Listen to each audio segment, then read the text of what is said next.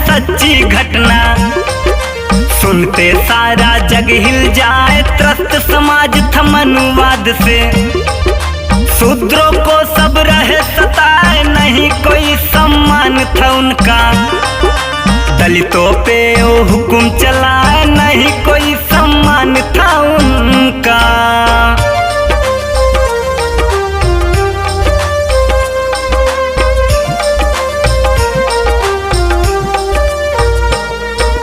एक समय की बात है भैया, सुन लो सब कोई ध्यान लगा। ब्राह्मण बन गया सबसे ऊंचा, सबको नीचा दिया बनाए। भारत में सब ही के ऊपर ब्राह्मण लगा था राज चलाए। जो मन करे वही वो करता, मानव जात दिया अलगाए। देश की हुई कहानी ऐसी, सबका दिए वो काम बटाए। सारे दलित अछूत बन गए, शासन फिर वो लगे चलाए। सब दलित अछूत बन गए।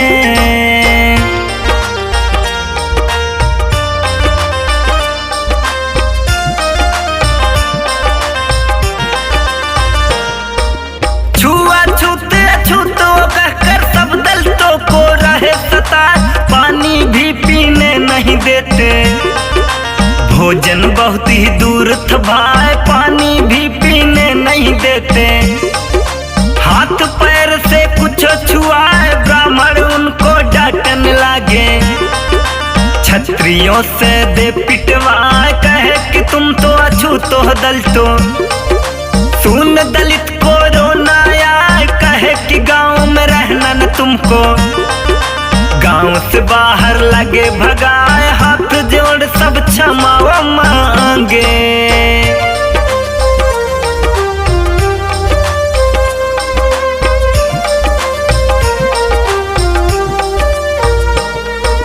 सुन दलित सब सोच में पड़ गए, कैसे आफत गई है यार। कैसे जिंदगी जिए हम सब, दुख हम अपनी किसको सुनाए। कैसे जिंदगी जिए हम सब, गांव छोड़कर कहाँ हम जाए। सुनो ब्राह्मण सब मेरो स्वामी, तुम जो चाहो वही कराए। ना हमको तुम भगाओ स्वामी, शरण में जिंदगी लेंगे बिताए। ऐसा जुल्म न करो तू हम पे, हाथ जोड़ के बिनती सुनाए। ऐसा जुल्म न करो तू हम पे।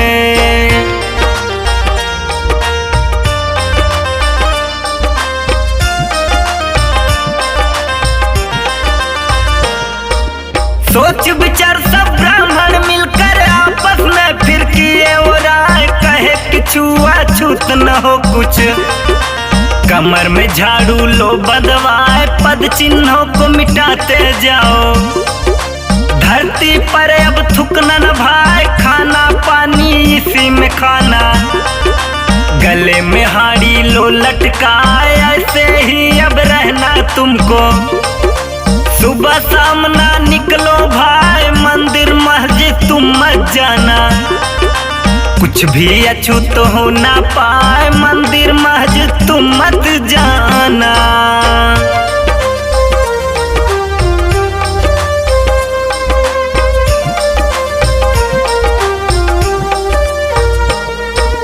इसी बात पे सब दलितों ने जीने का सब किए शुरुआत। दुख में जिंदगी काटने लगे, बनमानस सब दिए बनाए। ब्राह्मण उनका हक सब खाके, भूख के बिच्चा रहे मंगाए। तन पे था ना उनके कपड़ा, पेड़ के पत्ती से तन को छुपाए। दलितों की सब बहू बेटियां भूख के मारे तड़प हो जाए। जिस घर होती सुंदर नारी, इज्जत लूटे उन्हें उठवाए। जिस घर होती सुंदर नारी,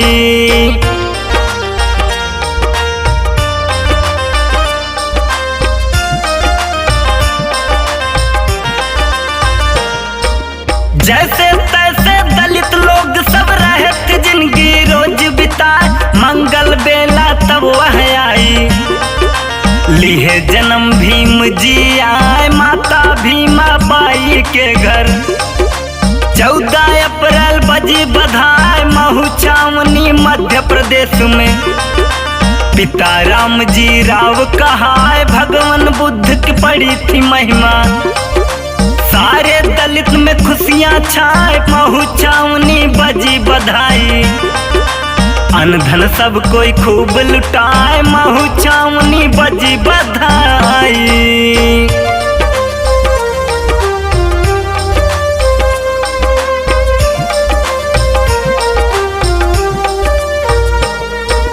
दलित मसीहा लिया जन्म जब खुशियों से आंगन भरिया।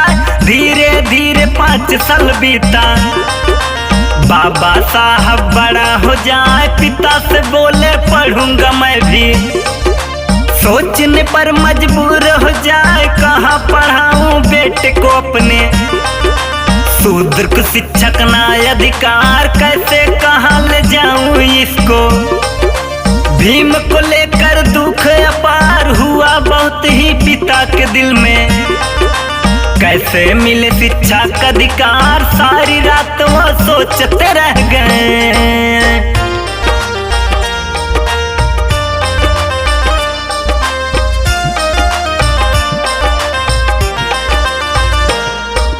रात हटी तो भीम को लेकर निकल पड़े स्कूल को भाई। गुरुकुल पहुँचे राम जी राव जी। मास्टर से लिए बात बढ़ाए मेरे ललन को दे दो शिक्षा। लो एडमिशन इनका करार तभी तुरंत मास्टर जी बोले। दूर पे तुम लोग खड़ो रहा यहाँ नहीं आना दलितों तुम। परछाई भी अछूत कहा तुम्हें नहीं मिलेगी शिक्षा।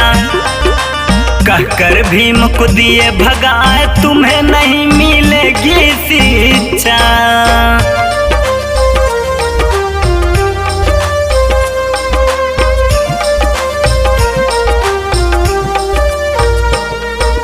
इतना सुनकर भीम रतन जी मन में खूब गुस्सा। कैसा यहाँ करीत है बाबा। राम जी बोले चुप हो जा बेटा तू कुछ नहीं जानता। लिए एक अंग्रेज बुलाए। अंग्रेज बोला कैसा है भारत। बच्चे को दो इसके पढ़ाए। सुन के इतना मास्टर बोले ठीक है उसे दूर बैठा कुछ भी किसी का छू नहीं पावे। इतने बात को याद रहा है दूर से शिक्षा लेकर जाना।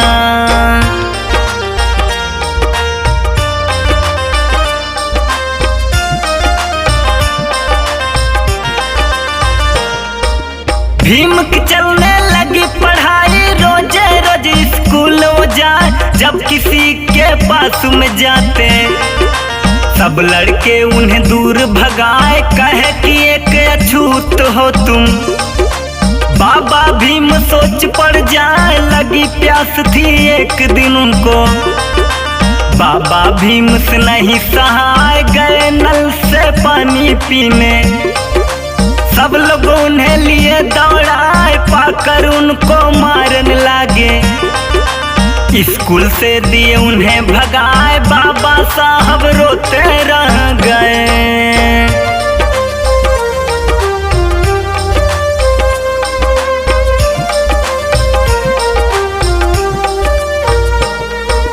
भीम की हालत देख के माता भीमा का हुआ बड़ा बुरा हाल। चिंता में बीमार हो गई। राम जी राव वैद्य बुलाए। वैद्य से भी आराम न होता। माता ने दिए प्राण गवाए। भीम को हुआ बहुत ही चिंता। ऐसा दुख जो कभी न आए। साहस किए भीम जी खुद से। चुपके चोरी पढ़ने जाए। शिक्षा लिए दीवार से छिपके। जो भी मास्टर रहा पढ़ा शिक्षा लिया दीवार से छिपकर।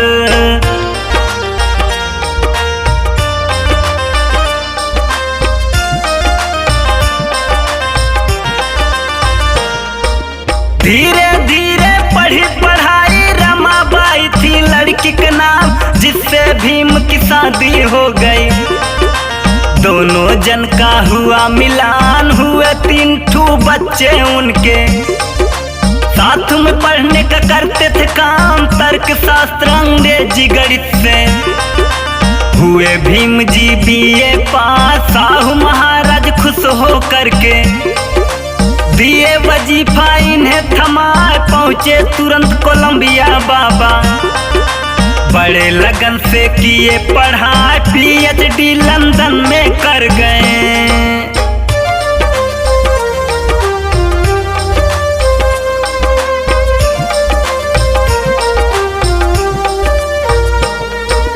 क्रांति तुझ सहु महाराजा भीमराव को लिए बुलवाए, अछतों की जागृति को मिलके सम्मेलन को दिए कराए। नियुक्त हुए प्रोफेसर पद पर, जब ये ड्यूटी करने जाए लोग घृणा भाव से देखते।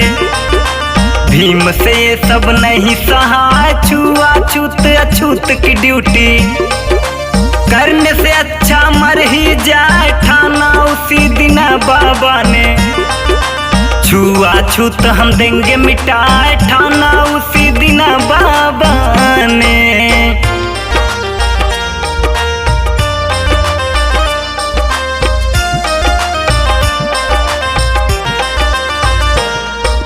सोच के यही नौकरी छोड़े, करूंगा अब मैं पूरी पढ़ाई, साहू जी महाराज से कह के।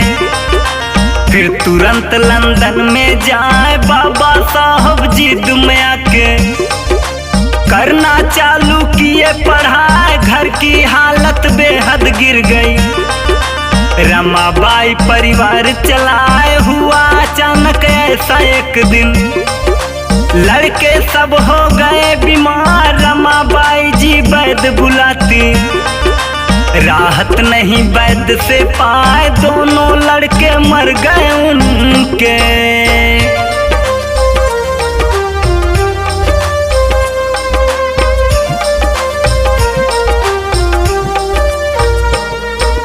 बाबा भीम को पता नहीं था घर की हालत बिगड़ी जाए, रमाबाई से दुख न सहाती। दुख में बीते रमा का हाल, कोई नहीं था सुनने वाला। तभी अचानक चिट्ठी आए, भीम की चिट्ठी पाकर पत्नी जल्दी से उसे खोल के पढ़ाए। उसमें लिखा था कम है पैसा, विदेश में पैसा कहाँ से आए, रमा जी पैसा जुगाड़ करके भेज दो, यहाँ पर रहा न जाए। यही सुनी जब भीम की पत्नी,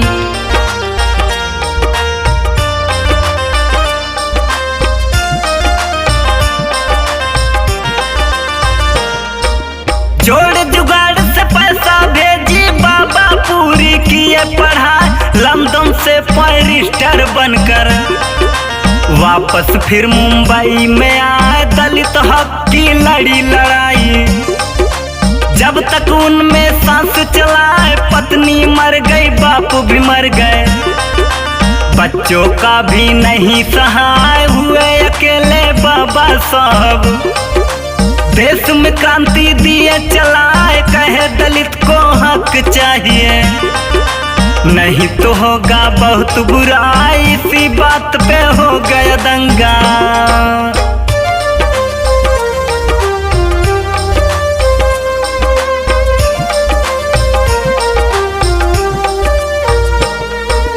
हक मांगते भीम को सुनकर लोगों में भगदड़ मच जाए, दलितों को सब मारने लगे।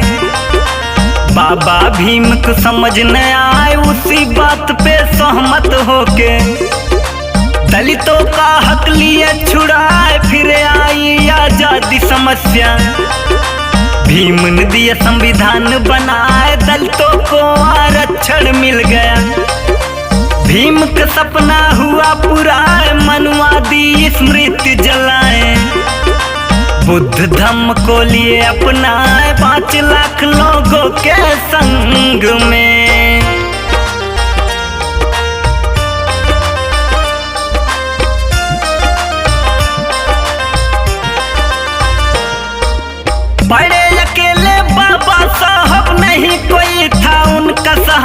लोगों ने कहा शादी कर लो, भीम जी शादी लिए रचाए, शारद कबीर नाम था उनका।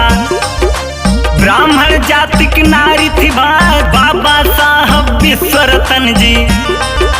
3 मंत्र दिए हमें सुझाए, शिक्षित बनो संगठित बनो, संघर्ष करो 2 मिशन पुराए, कह के चल गए बाबा साहब।